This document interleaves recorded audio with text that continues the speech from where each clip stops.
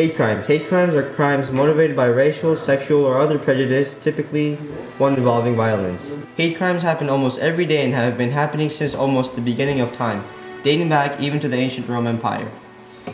Interestingly, however, statistics given from the FBI show that the number of hate crimes dramatically rose. Looking at the figures compiled by the FBI, the number of anti-Muslim hate crime incidents jumped in 2001 from 28 to 481. The number dropped in the following years, but has never returned to the levels reported before the 9/11 attacks. Ever since President Trump started his presidency campaign, Muslim hate groups grew from 34 to a soaring number of 101, tripling in size. Most people claim that Muslims are terrorists and kill the ones who aren't Muslims. This assumption is just incorrect. In fact, with this graph, you can see that Muslim countries face the highest number of attacks and fatalities. When looking only at Iraq, we can see that it had more fatalities from terrorism than all of the non-Muslim countries combined.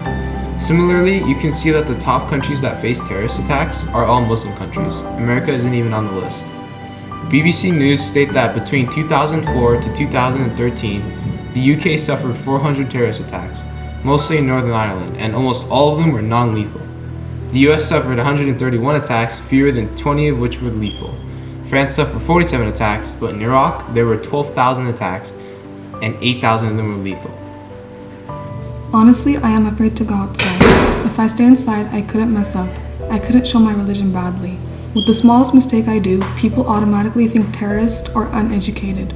I cannot speak in a loud voice. I can't even run. I can't frighten anyone. It is devastating knowing that you aren't making a mistake, your very existence is a mistake for some people. This next piece is a true story that happened to one of my closest friends. She writes, in the 7th grade, a classmate that I rarely talked to uttered the words, "No offense, but aren't you ashamed to be a Muslim?" Words swept through my mind left and right. I couldn't answer him. Once I got home, I started to think about the comment and many more that happened to either my friend or my family. Then it struck me. I was put into the same category as terrorists. The terrorists who kill humans just because they want to. How could one think I was so treacherous? Most importantly, how could these so-called Muslims really believe they were doing the right thing by killing so many people? Was I really one of them? If that was my religion, I didn't want to be a part of it. I actually started to be ashamed in my religion. I used to wear a scarf around my neck so I could put it on during prayer. I used to read the Quran during fasting period. Then I stopped, and eventually I stopped saying what religion I believed in.